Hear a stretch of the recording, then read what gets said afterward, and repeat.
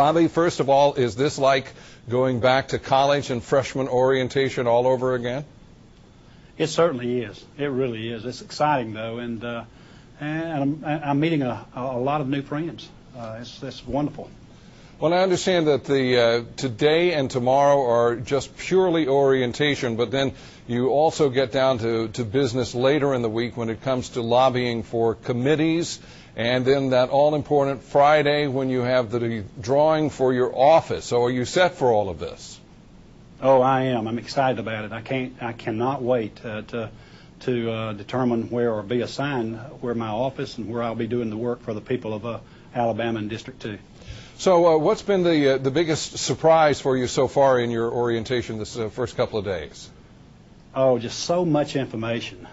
They are really giving us it's kind of like drinking a sip of water from a fire hydrant. It's so much information, and you're hoping you're absorbing it. I've got a tremendous chief of staff already on board, and I'm going to have to rely on her quite a bit to kind of steer me and guide me through these next few days. One of the days of orientation also is for the spouses.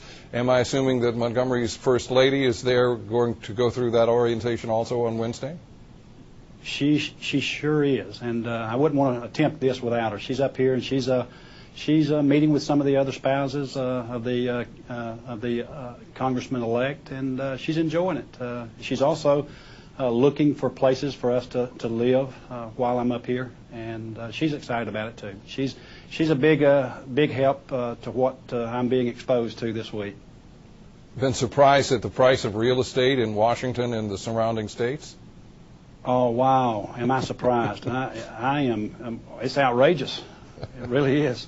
But, you know, it'll be worth it. If we can get up here and be part of what some of the major decisions that are pending, it will be worth it to be part of what's going on. Let's talk a little bit about those lobbying for committees. Early on, you had said agriculture Sure. and also on military appropriations. Do those still look like they're in the works?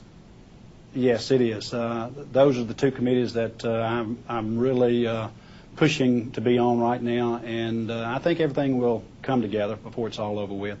My desires have been made known to the leadership and to the other membership, and those two committees are so important to the people of District 2, Armed Services and Agriculture Committee.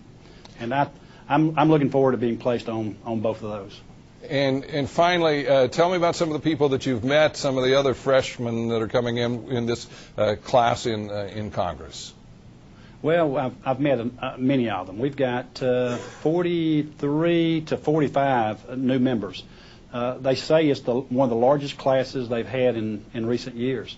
So I'm getting to know a lot of new faces, new names, and some people that I'd already met before, had talked with by phone, and we were watching each other's race, quite frankly, and I'm proud they're here, and I'm proud to be among them.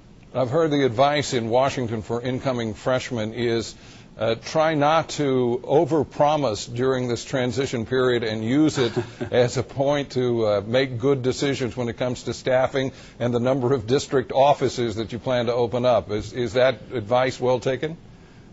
It is. It's great advice, and I would love to put a district office in every county. It's just not feasible. It's not affordable.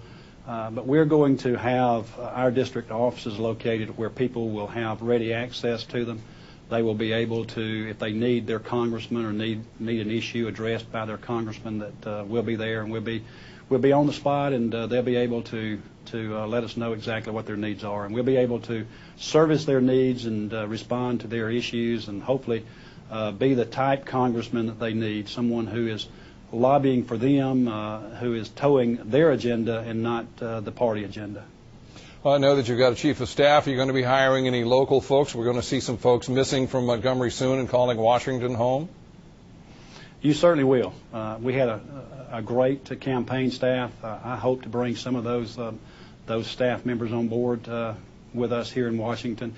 We'll have a stronger presence in the district, though. I will never, ever lose my connection and my close connections and friendships there in District 2. So we'll have, I would say, if I had to break down the percentage, we'll probably have 70% of our staff will be right there in the local District 2, Wiregrass, Montgomery area. And that's rightful so, because that's the people that I represent. They're my boss. They sent me here with a specific agenda, and I'm here to make sure that agenda is advanced. And the staff members who are going to be working for me, they're not going to be working for me. They're going to be working with me. They're going to be working for the people, the good people of Alabama and District 2. And finally, 2 years ago, if we'd had this conversation about you going to Washington, in fact we did you think you'd be sitting in Washington, D.C. talking to me as a congressman-elect? No, Bob, absolutely. It was a long time dream that I've had ever since I was knee-high to a red bug, but it finally came true. And yesterday when we drove around, we arrived, Lynn and I did, and my chief of staff drove us around down in the D.C. area. I was amazed, and I kept telling Lynn, reaching over to Lynn for Lynn to pinch me, because it truly is a dream, and I'm afraid somebody's going to wake me up, and it's not going to be true. But until then, I'm enjoying it, and I can't wait to get to work. I'm a workaholic. I don't give up. I don't like going around, and I don't like the party scene. What I do like, though, is getting things done, setting goals and achieving those goals. And the people of Alabama and America, they're going to get their dollars worth out of me up here. Congratulations, Bobby. Thanks for taking time to talk to us today. Thank you, Bob. And I'd say hey to everybody back in District 2, Montgomery, and the Wiregrass area. I love them, and they have honored me with this opportunity, and I'm going to make them proud.